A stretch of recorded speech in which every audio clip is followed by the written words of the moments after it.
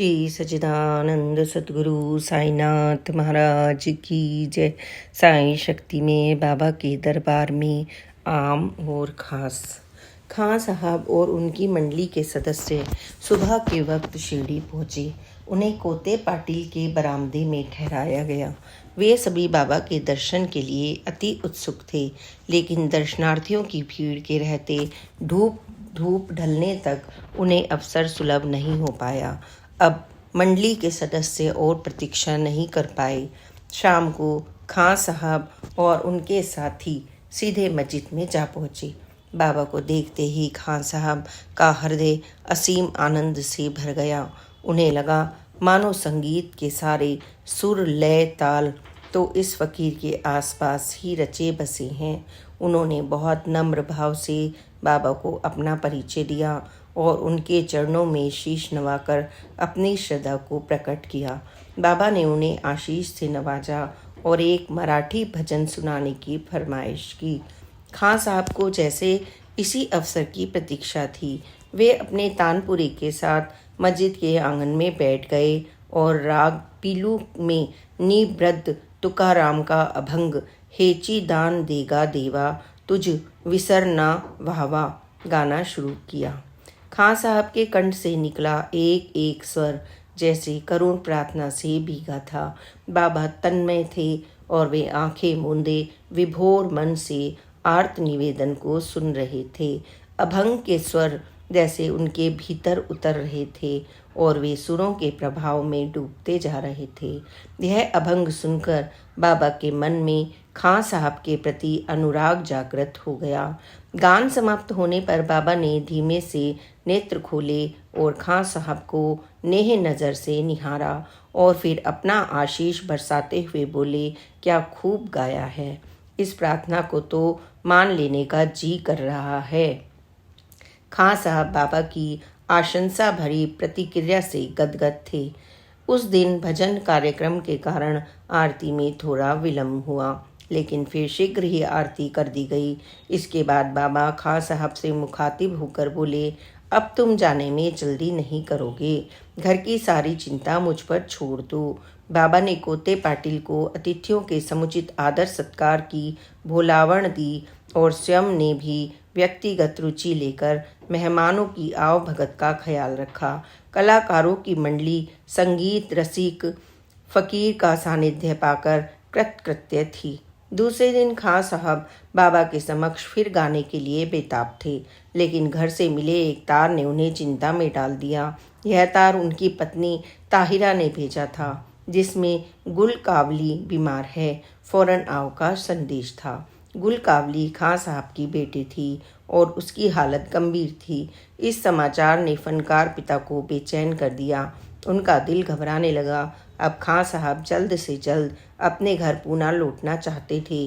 वे तार का कागज़ लेकर मस्जिद में गए और बाबा को इस समाचार से अवगत करवाया।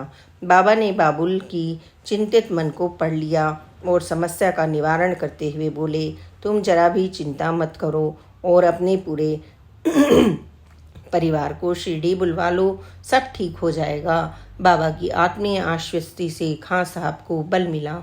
उन्होंने दूसरे दिन अपने 2 शागिर्द पूना भेजे, जो उनके परिवारजनों को लेकर शिरडी आ गए। शिरडी पहुंचते ही गुल कावली को बाबा के समक्ष लाया गया। उसकी स्थिति सचमुच चिंताजनक थी। बाबा ने गुल कावली को अपने हाथों का वत्सल स्पर्श दिया और उसके मुंह में चरणामृत और ऊदी डाली। इसका आश्चर्यजनक प्रभाव यह हुआ कि गुल कावली की स्थिति में सुधार आने लगा और 2-3 दिन में तो वह काफ़ी स्वस्थ हो गई। इससे खां साहब की चिंता दूर हो गई। खां साहब के परिवार को मिलाकर अब मंडली में करीब 20 लोग हो गए। अब उसका सबका डेरा कोते पाटिल के निवास पर ही था। मेज़बान गृहिणी तो इतने लोगों का भोजन पानी भारी न पड़ जाए, यह सोचकर ताहिरा संकोच में पड़ गई। उसने हिचक खाते हुए निहायत आत्मीयता से कोते पाटिल की पत्नी से पूछा, मैं अपनी मंडली के लोगों का भोजन खुद बना लूं तो? श्रीमती पाटिल ने नम्र भाव से प्रत्युत्तर दिया, बाबा का ऐसा हुक्म नहीं है, हमें सिर्फ आपकी सेवा करने के लिए कहा गया है। आप अपनी पसंद नापसंद बता दीजिए। हम उसका पूरा ख्याल रखेंगे। ताहिरा गृहिणी की सेवा निष्ठा के आगे नत थी और प्रेमाग्रह से सामने विवश। अतः उन्होंने श्रीमती पाटिल की बात ही माननी पड़ी। बाबा ने पूरे 10 दिन तक खां साहब को शिरडी में रोके रखा। इस दौरान ताहिरा को भी बाबा के सम्मुख गाने का अवसर मिला। उसने राग भैरवी में घालीन लोटांगण वंदनीय चरण गाया, जिसे बाबा ने बहुत पसंद किया। बाबा जानते थे कि खां साहब को हमेशा के लिए शिरडी में रोक कर रखना संभव नहीं है, लेकिन जब तक वे यहाँ हैं उनकी गायकी का सभी को भरपूर आनंद उठाना चाहिए। इसलिए 9वें दिन बाबा ने स्वयं पहल करते हुए कोते पाटिल से कहा, चलो आज तानपुरे पर गाना बजाना हो जाए, गांव वालों को भी बुलवा लो, सबको लुत्फ उठाने दो।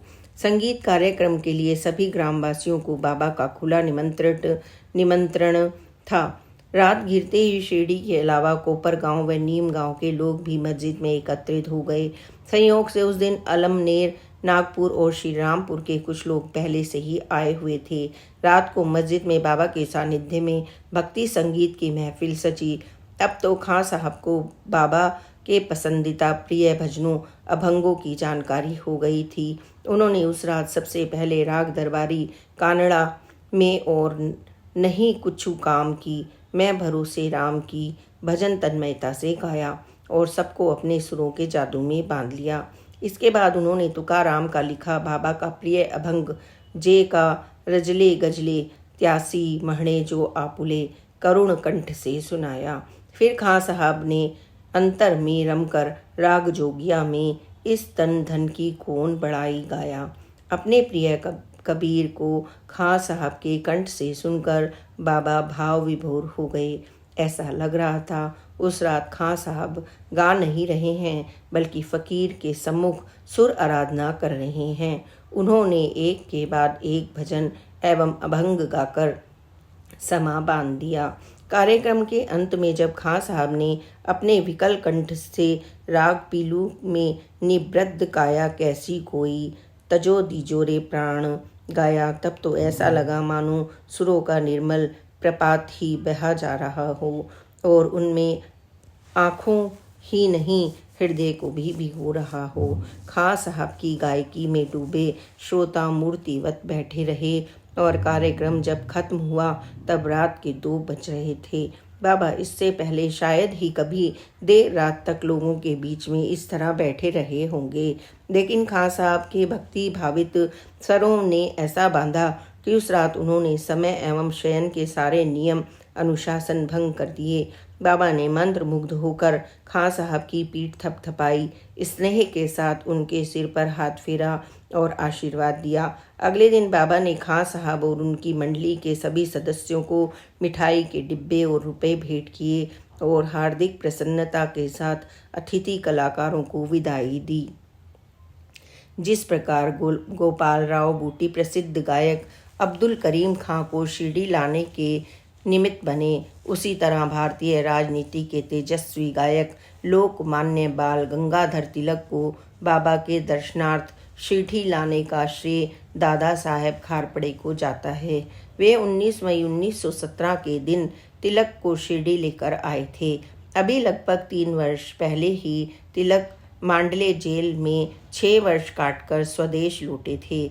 इस अवधि के दौरान उनका स्वास्थ्य भले ही दुर्बल हो गया था, लेकिन देश सेवा का जोश उनमें बरकरार था और वे स्वराज प्राप्ति के व्रत पर अडिग थे।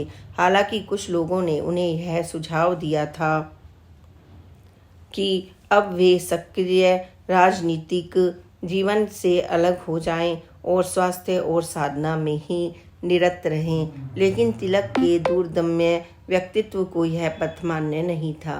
वे तो हमेशा जीवन के समरांगण में ही खड़े रहने वाले व्यक्ति थे और निरंतर चुनौतियां झेलने और संघर्ष करने के अभ्यस्त थे। उनके लिए राष्ट्र सेवा ही एकमात्र साधना थी। अब स्वराज की मांग को पुख्ता करने के लिए उन्होंने अपनी नई रणनीति के तहत होम रूल लीग की नींव डाल दी थी और उनकी प्रेरणा से हजारों लोग लीग की सदस्यता ग्रहण कर रहे थे। अब देश में तिलक की पहचान और प्रतिष्ठा महान होम रूलर के रूप में बन गई थी। वे जहाँ भी जाते लोग उनका स्वागत सत्कार करते हुए अपने पलक बावड़े बिछाते, उनकी जय जयकार करते और उन्हें पान सुपारी भेंट कर अपनी शुभकामनाएं अर्पित करते। तिलक इंडियन होम रूल लीग के प्रथम वार्षिक अधिवेशन में भाग लेने 17 व 18 मई को नासिक आए थे। उन्होंने उनके अनन्य मित्र और सहयोगी खारपड़े भी उनके साथ थे। सम्मेलन समाप्त होने के अगले दिन दोनों में नासिक में समीपवर्ती संगमनेर गांव से शिरडी के लिए प्रस्थान किया। श्री सच्चिदानंद सतगुरु साईनाथ महाराज की जय। Please like, subscribe and share this channel. ओम साई राम, जय साई राम, ओम साई राम।